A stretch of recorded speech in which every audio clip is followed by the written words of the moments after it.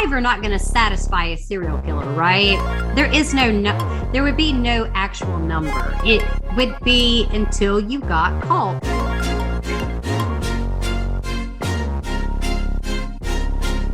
We are not like other shows. I don't want to be rude, but I'm going to be rude because you know how I am. Wasn't a very pleasant looking woman. I'm not trying to be a bitch, but just saying. She was not a high class lady of the night. I know, it looked like terrible. Some shit that you did in Kitty Corral school. Like, what? It's fucking awful. Of course, he knows where she's buried, and it wasn't long after that. Like, he's like, I'm digging this bitch up. I need her vulva. And in 2003, Nancy filed for divorce and issued a restraining order. You want to smoke or vape? Even vaping is not allowed in the facility. You have to go outside. A whole new level of horrific. There was much you could do to change it, to be honest. Hello, welcome to the You Run Podcast True Crime. My name is Scott, and I am all you are getting today. If you only listen to us on the podcast and you don't follow us on any of our social media, you were expecting me and Heather to bust in, kick the door down, and start talking all about HH Holmes. That's not going to happen. Don't worry, Heather has not had another baby. She's not taken another sabbatical. This time it's my fault. So I decided last week to take a holiday, and there wasn't much holiday time left at work. So I took the earliest point that was available to me, which just happened to be the date that me and Heather were going to record HH Holmes.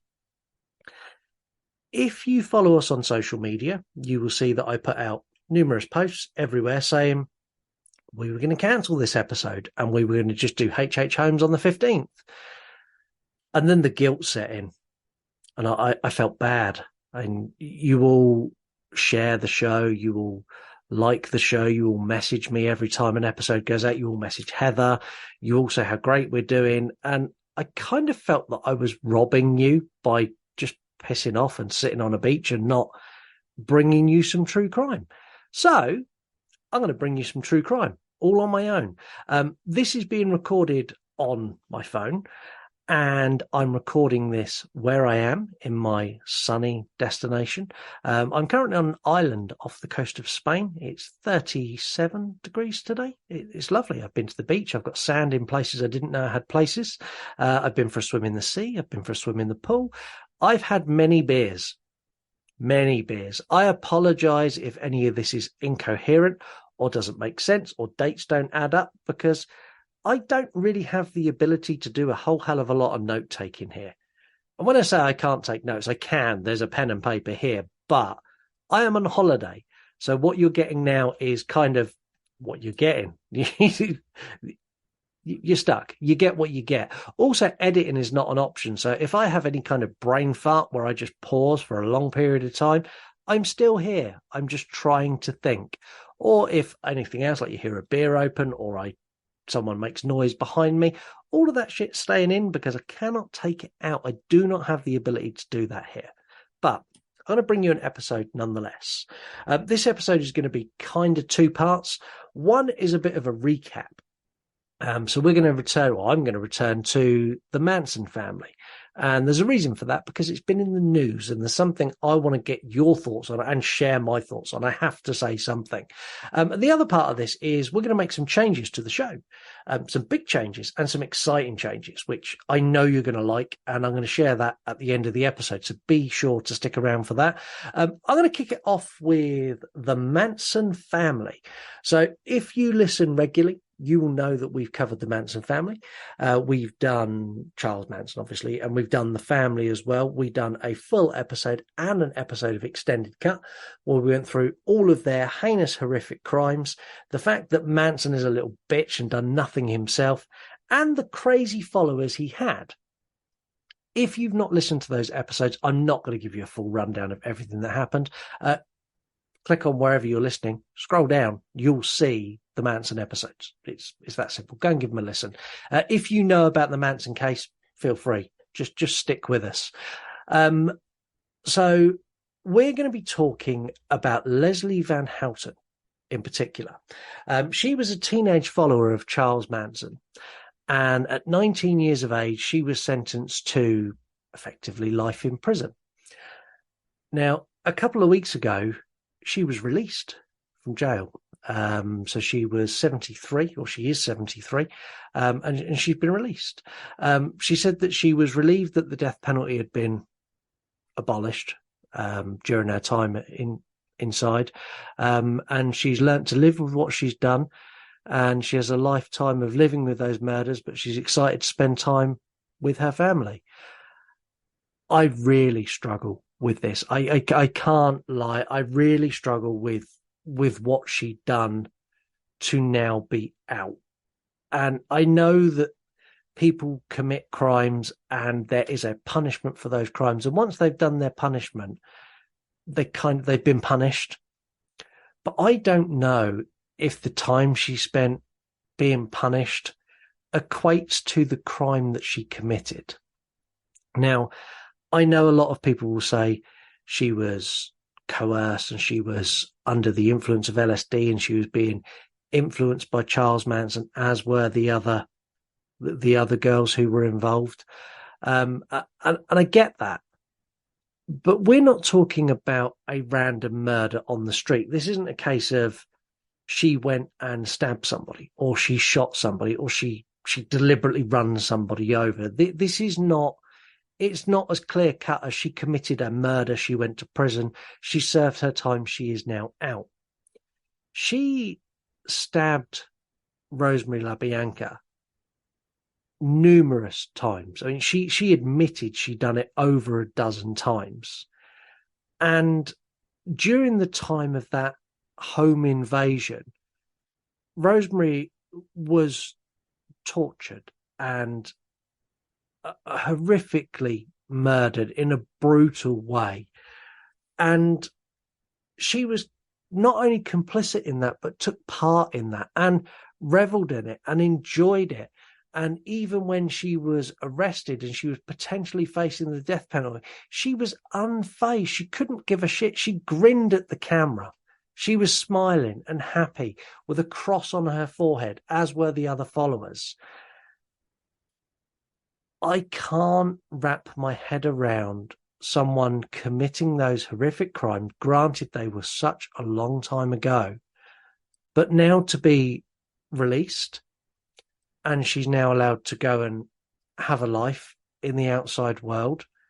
I want to know what you think.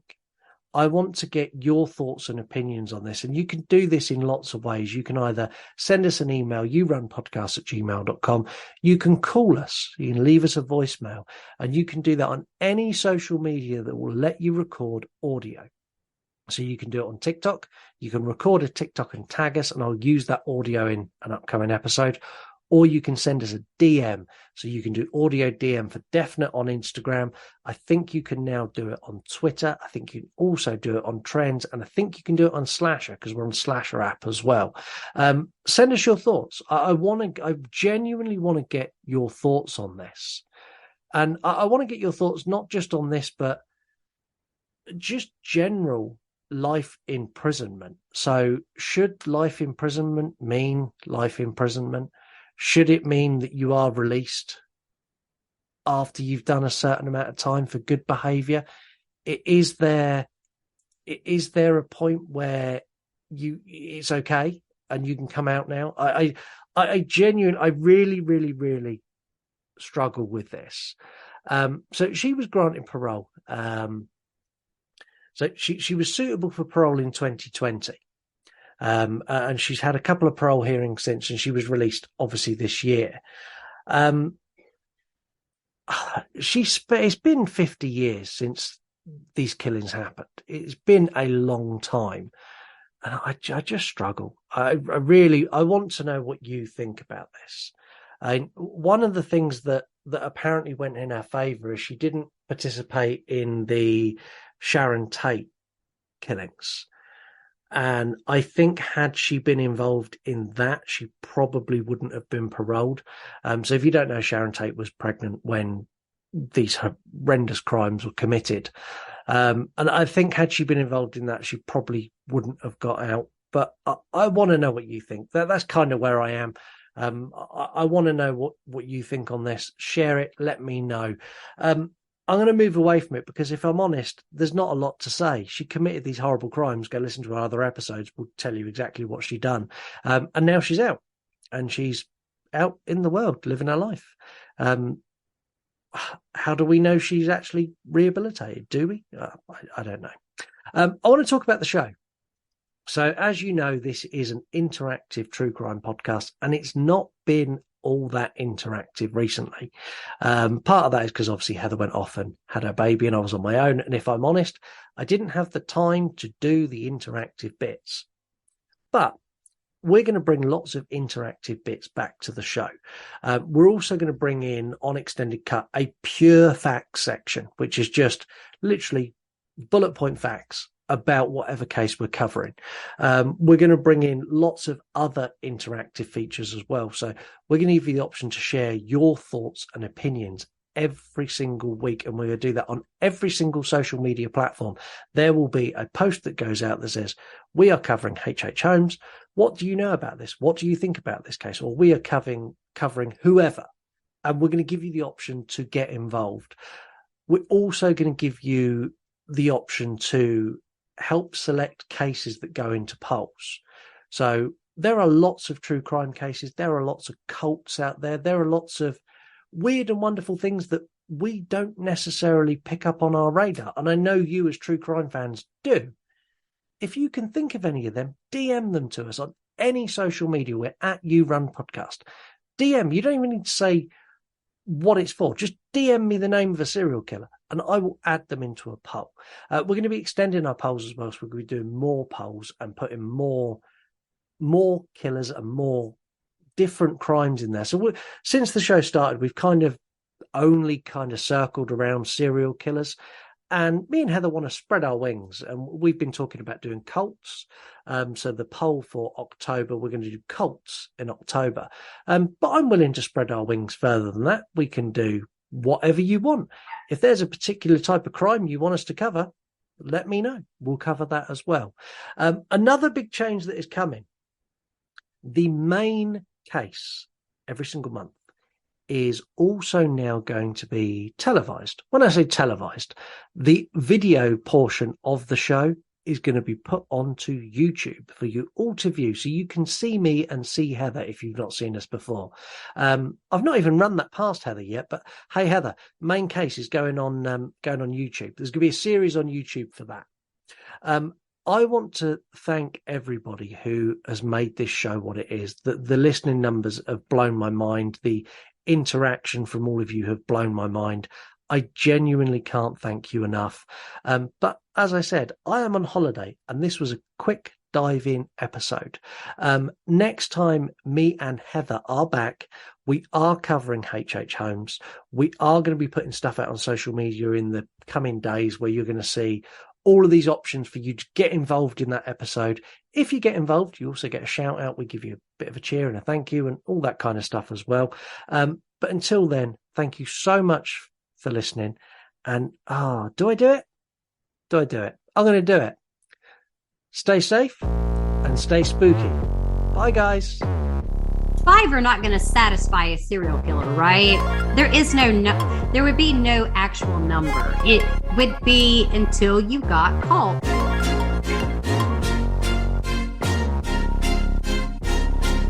We are not like other shows. I don't want to be rude, but I'm going to be rude because you know how I am. Wasn't a very pleasant looking woman. I'm not trying to be a bitch, but just saying. She was not a high class lady of the night.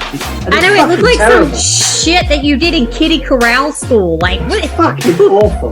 Of course, he knows where she's buried, and it wasn't long after that. Like, he's like, I'm digging this bitch up. I need her vulva. And in 2003, Nancy filed for divorce and issued a restraining order. You want to smoke or vape? Even vaping is not allowed in the facility. You have to go outside. A whole new level of horrific. There was much you could do to change it, to be honest.